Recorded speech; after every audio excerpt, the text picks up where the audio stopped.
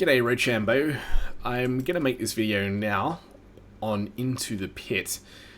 Now I was going to go to bed and come back and play it later today, but knowing me, I'll come back and play it, record a ton of footage and never actually upload the video. So we'll just upload it today. First thing I do in every game, and I'm just so happy that the developer had this in here, is go into your control settings, go mouse and keyboard and turn the mouse sensitivity all the way up. What that allows you to do is move very, very minimally with your hand. So I can have my mouse centered now, my hand centered. I don't even need to, I could probably do 2, 3, 4. 4 is a bit of a stretch before my wrist starts becoming really funny. That's just moving my hand one way, sort of curling it inwards. If I go on the outside, I can get to nearly 3 full curves just on the mouse sensitivity alone. That's how amazing this is. I base a lot of things on mouse sensitivity in games. Obviously, you can run around doing all these bells. If you want to get out of the map, that's where you do it right there. I don't want to though. You can also actually jump out of the map down there and then jump down this way, and that'll just start the spawn or start your run to save you actually running in here and actually starting it yourself. But you want to run in here to do it anyway. It's just cool that you can do it the other way. Something else I'll do now, so you can see in a second, is just turn the quality settings. Come in here and turn all of this crap off. The game, you might think, oh, the game now looks terrible. To me, this looks amazing. This looks beautiful, man. Like, this looks absolutely, I'm not squinting at anything. I can see everything clearly. It just looks incredible. Like, beautiful. So I think, personally, the game's better with all that shit off. Now, when we come into the menu to buy runes, this has been sorted out in a really clever, logical order. Villages here are rescued, so you've got 2 of 45. You've got gold. So these are all the things that you collect during a run, the motes. You've got gold, insight, and fire. Now these ones are all permanents, right? They're all permanent. These 3, as you can see at the bottom, it says transient. So they vanish when leaving the pit. They're only good for while you're in the pit. This one is actually going to sort of give you a sort of, if you die and you've got enough motes of blood, you're actually going to be able to stay alive and go again.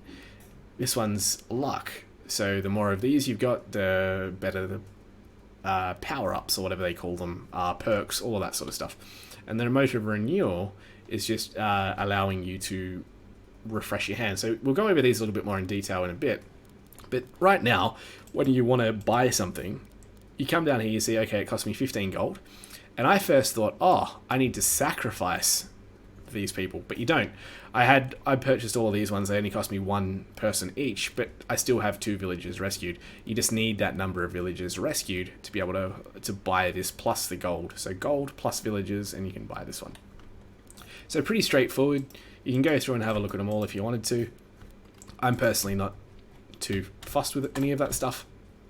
Same as all of this. Like, I ding these bells and I just press the spacebar before I could even read what that says. I have told you all that I can Outlander. Blah, blah, blah. You see what I mean? Like, I just don't have the patience for that shit. This is another area that just looks absolutely incredible. Now, if you want to come back in and turn on all of the quality settings, we'll do this now, just so you get an idea, and then that way we'll play one floor with it and one floor without it, and you'll see how it looks. Right, this is with it all on.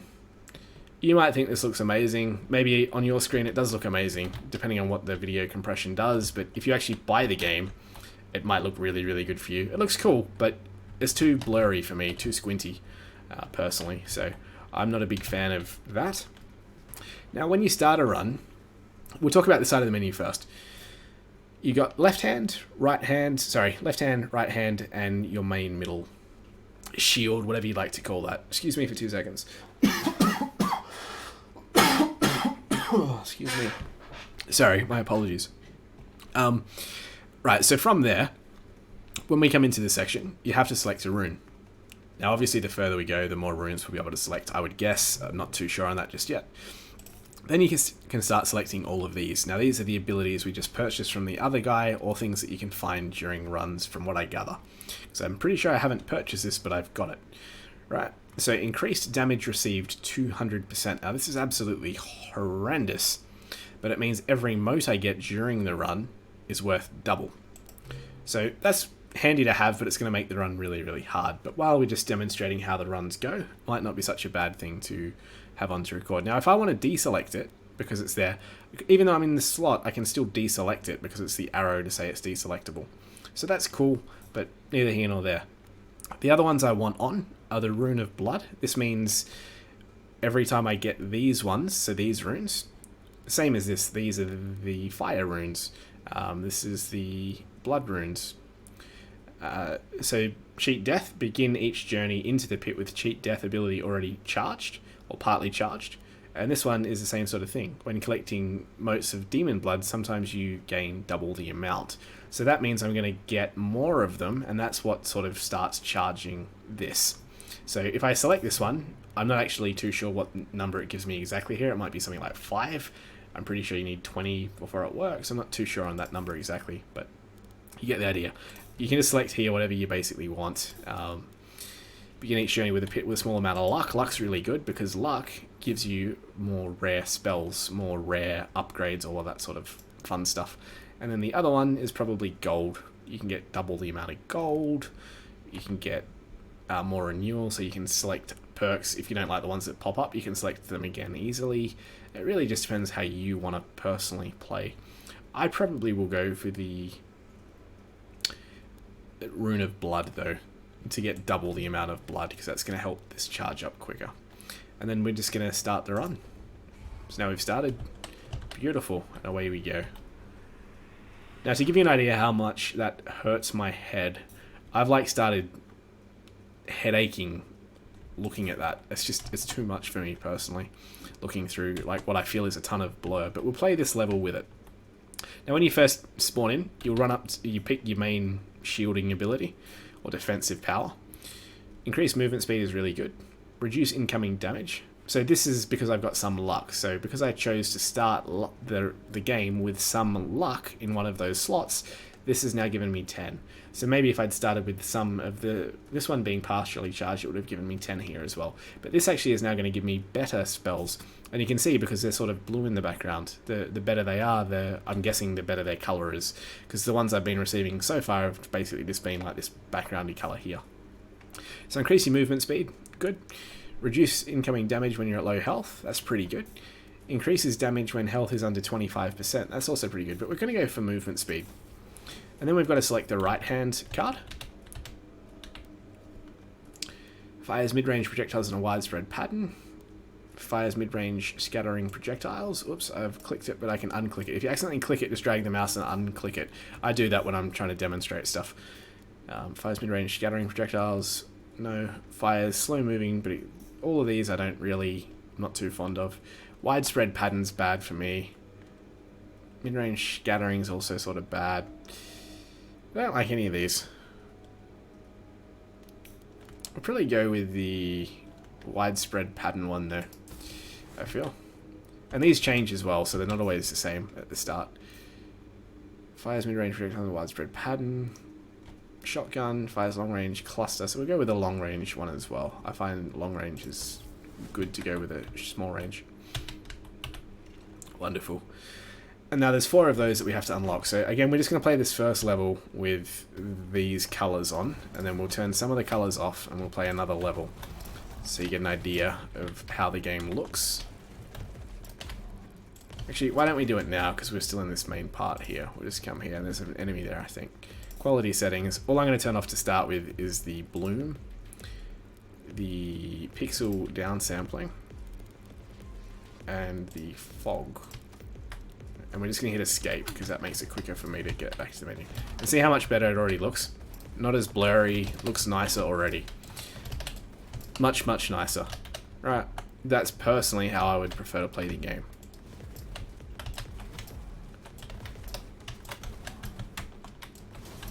Beautiful. This mid-range scattering projectile one's actually quite effective. And in the top right you can see the number of motes that I collect. All motes collected. Or it doesn't show you the number of motes, it just says when you've got them all. So that way you don't need anything else. And then you can see these are the keystones. So pretty straightforward stuff, in my opinion. You can skip this screen as well, you can just hit spacebar or whatever to skip it. But if you try and go and unlock another one of these doors, it won't let you until you've actually selected this perk, and there's a bug there which I should try and demonstrate. But again, so here we're just going to go with, we've got the choice, left hand, right hand, or shielding ability. Increased damage when health is under 25%, as popped up once already. Projectiles from your right hand plant a seed, so this is good, because you want more chance of enemies dying. Projectiles from your left hand have increased critical hit chance. So we'll actually go with the seed, because that's going to cause chaos. Then we'll come over this way, and go into this door. Now what I'm going to do is go into the options, because I'm still sort of, my brain is just going, ouch, please turn all this off, sir. Beautiful. Look at how much better this looks. And you might go, oh, it looks a lot worse. Meh, maybe it does. To you. To me personally, this looks 1,000 times cleaner, crisper. The sort of game that you're like, yeah, look at what I'm playing. Ouch. One actual big thing that I'd love to see them do is be able to turn their health bars off. I think the game looks really beautiful, like as far as it's sort of like a demonic kind of slaying game. And I think the health bars really sort of subtract from that. Like, the health bars are just, you know, there to sort of show you how much health the characters have got or whatever, but I personally don't think it's needed. Alright, so all motes are collected, and we've finished the room. Beautiful. I think there's still an enemy alive, but that's okay. Yeah, there was. Demons, there was still one alive. So if this time we go over to this door, now it's highlighted. I can't actually access it. Come back over to this thing. You have to get this before you can go through the door. But there's a bug here, which means the door won't unlock now, but the other side of it will. Deflects back a percentage of melee damage. Projectiles from your right hand have increased range. That's pretty good. Projectiles from your left hand inflicting additional damage on critical hits. So we'll go with that one. Now this won't actually unlock this time. Even though it says E, it won't unlock because I've tried to unlock it already, but it says, oh, you can't. So you have to come to the other side of the door. So that's worth noting, that it's a bit of a bug, but something simple that will probably get patched pretty quickly, I would guess. Alright. And obviously right now you can see I'm just mashing through everything. It's because the game's pretty early on. It does get harder the longer you play. Like a lot harder. So 1 of 3. One thing that I do wish was a little bit different was these things that you've actually got to destroy. I would, instead of holding the button, I'm not a fan of holding buttons in, I would just like to run up to it and press a button and it's instantly destroyed. Or, you know, run up to it and have it die quickly. Not sit there. And part of that also comes from, you've got to be right next to it. Like, you can't be here and doing it, but you can be here and doing it. So you have to aim, maybe that's all it is, you just have to aim at that part, which is fine. And again, there was no motes collected, now there's one, all motes collected and we can access it. And in the top left as well, so when we come back to this next screen, we'll unlock this. In the top left now you can see on the health bar, it says there's 10 out of 10 that's flashing around up here. This means that if I die, I'm going to get this sort of second chance. So you only need 10 to cheat death, I would guess.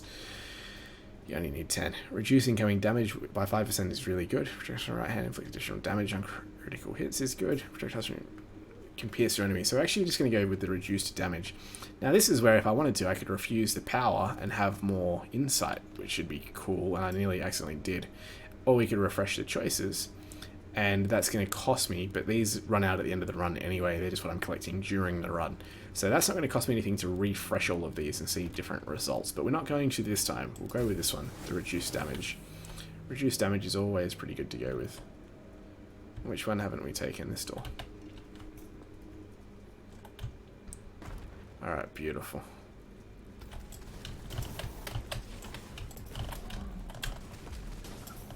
And hopefully you can get an idea how fast the game does become.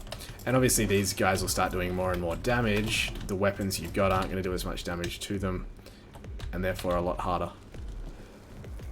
Now on the 120 field of view that I'm on now, you will notice, see the bullets aren't really coming out of the hand, they're coming a little bit in front of the hand. Same as when I run up to one of those keystones, the keystone little yellow parts aren't coming straight out of the hands, into the hands either. They're coming out of the sort of middle area-ish. So I'll demonstrate that here. See how it sort of lands just in front of the hands? That's because you're on a bigger field of view. So that, I think, at the moment is a bit of a bug, but it's not, you know, what I would call anywhere near game breaking or ruining of the game experience. And you don't have to have it on 110, 120 field of view, whatever I've got it on. Alright, so all motes collected, we'll upgrade this thing straight away, and away we go.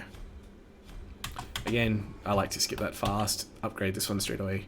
Increase movement speed from 1 to 3, that sounds really good.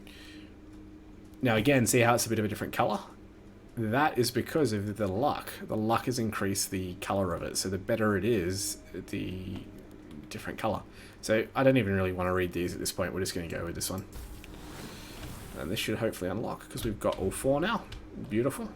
Now this allows us, if we wanted to, we can go back to the village, or we can dive deeper into the pit. So I'm always going to dive deeper. I'm not too sure what this thing is. I think it's just all the drops that I've currently got.